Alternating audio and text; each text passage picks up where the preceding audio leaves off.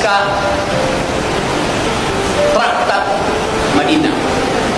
Kita masuk dalam upaya untuk merefleksikan gaya berpikir, gaya batin, gaya politik dari Nabi Muhammad.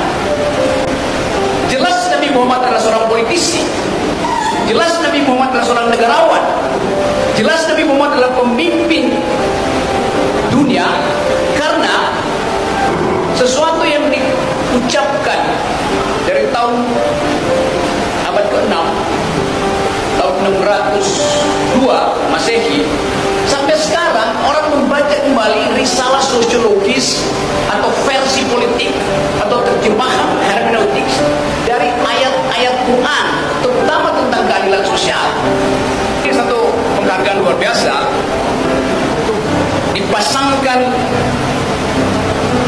sesuatu yang akan saya ingat terus, bahwa saya pernah ada di dalam sebuah komunitas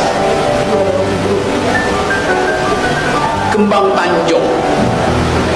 Yang dikembangkan bukan sekedar silaturahmi, tapi akal pikiran. Yang dikembangkan adalah keinginan untuk merawat bangsa ini dengan keadilan. Jadi saya di sini minoritas, sangat minoritas. Tapi saya ingat bahwa Nabi Muhammad menulis naskah Traktat Madinah yang isinya adalah dalil tentang kesetaraan manusia, yang isinya adalah undangan persahabatan. Jadi sangat kontekstual yang diterangkan tadi oleh teman-teman, bahwa kita masuk dalam upaya untuk merefleksikan gaya berpikir, gaya batin, gaya politik dari Nabi Muhammad. Jelas Nabi Muhammad adalah seorang politisi. Jelas Nabi Muhammad adalah seorang negarawan. Jelas Nabi Muhammad adalah pemimpin dunia, karena sesuatu yang diucapkan dari tahun abad ke-6, tahun 602 Masehi sampai sekarang, orang membaca kembali risalah sosiologis atau versi politik atau terjemahan hermeneutik dari ayat-ayat Quran, terutama tentang keadilan sosial. Sekarang ada keresahan di dunia ini, desain apa yang memungkinkan manusia hidup berdampingan dalam status keadilan sosial? Ada kapitalisme, gagal. Ada komunisme, berbahaya.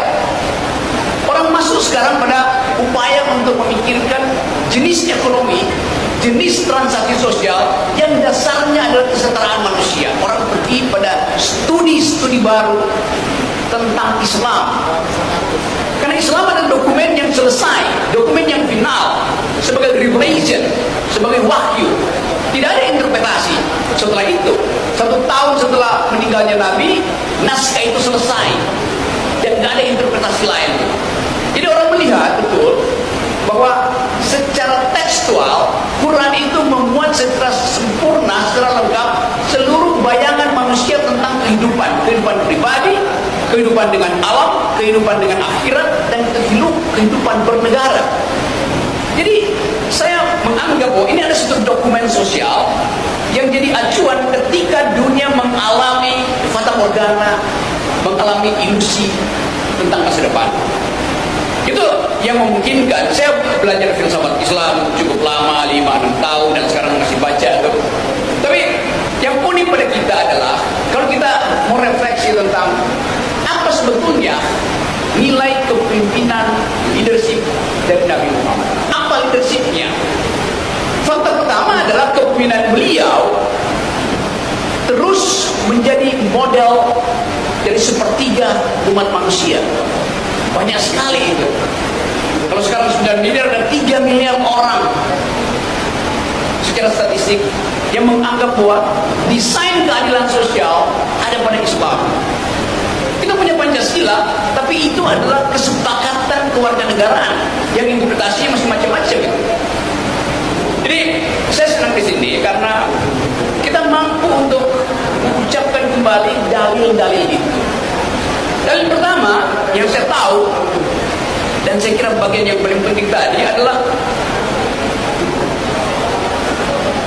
perintah untuk berjihad. Berjihad artinya mengucapkan kebaikan dan menyelenggarakan kebaikan. Berjihad artinya menghalangi keburukan dan mengupayakan tidak bertambahnya kejahatan. Itu pengertian saya. Tetapi negara sering menganggap jihad artinya kekerasan. Jadi negara buta huruf terhadap interpretasi sosiologis, interpretasi perdamaian yang diajarkan di dalam kitab suci Al-Quran. Saya membaca banyak verses itu. Kita sekarang ada dalam upaya untuk memahami bagaimana mungkin kitab itu diturunkan pada seseorang yang buta huruf. Bagaimana mungkin kitab itu diajarkan dan diterima oleh sepertiga bangsa manusia. Artinya ada sesuatu yang sakral dan ada sesuatu yang masuk akal di dalam uraian-uraian tekstual Quran. Nah, bagian yang masuk akal ini yang bisa kita persoalkan. Mempersoalkan artinya membaca secara serius supaya kita bisa ambil saripati keadilan, saripati kebenaran, dan saripati kejujuran. Tadi di meja itu saya sendirian mendengarkan bapak-bapak bicara pakai bahasa Aceh. Saya nggak ngerti bahasa Aceh, tapi saya mengerti bahasa tubuh dari 6 orang yang sedang bicara di depan saya. Bahasa tubuh kejujuran, bahasa tubuh keberanian, bahasa tubuh kebenaran. Itu dalil kepemimpinan yang seharusnya jujur, benar, berani. Itu yang kita mau bandingkan dengan keadaan sekarang. Tidak jujur, tidak benar, tidak berani. Ini ada kopi, terima kasih nih, kopi Sotek.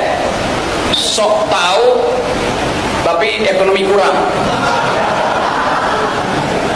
Gak apa-apa, tapi enak kopinya. Kalau keadaan sekarang namanya sotok. Sok tahu tapi otak kurang. Ada pemimpin yang sok tahu tapi otak kurang. Akibatnya kita berutang. Akibatnya lingkungan rusak. Akibatnya keakraban sosial berhenti itu. Karena ada seseorang yang punya modal sotok. Sok tahu tapi otak kurang. Itu yang ingin kita kemukakan dalam upaya refleksi terhadap kepemimpinan. Kenapa begitu? Kalau Nabi adalah pemimpin, terjemahannya dia adalah leader. Seorang leader akan menuntun umatnya, warganya, pergi pada harapan. Itu namanya leader. Ada wahyu di depan yang kita upayakan diselenggarakan oleh seorang pemimpin. Di dalam sistem bernegara, wahyunya namanya konstitusi.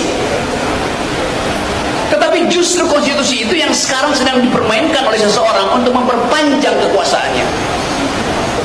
Jadi dari awal kita lihat bahwa kalau dia leader, dia paham bahwa tuntunan itu harus menghasilkan harapan. Kalau sekarang kepemimpinan politik kita nggak ada harapan. Orang frustrasi di mana-mana itu. Bupati Meranti ngamuk, menganggap bahwa Riau itu dieksploitasi, kekayaannya tidak dikembalikan pada Meranti. Dan dia bahkan menantang bahwa kalau ini terus eksploitasi terhadap sumber daya alam dan tidak kembali pada Meranti, dia mau mungkin dia berpikir lebih baik itu jadi bagian dari provinsi Malaysia. Demikian juga di tempat yang lain. Saya baca tadi di koran, Bupati Pasir Utara, tempat ibu kota negara akan dipindahkan, mengeluh bahwa di situ tidak ada universitas. Baru sekarang dia terbuka pikiran bahwa ibu kota negara tanpa akal itu artinya tempat tukar tambah ketidakadilan. Dan kita mulai paham bahwa kenapa para bupati mulai resah sekarang, karena ketidakadilan tidak tiba.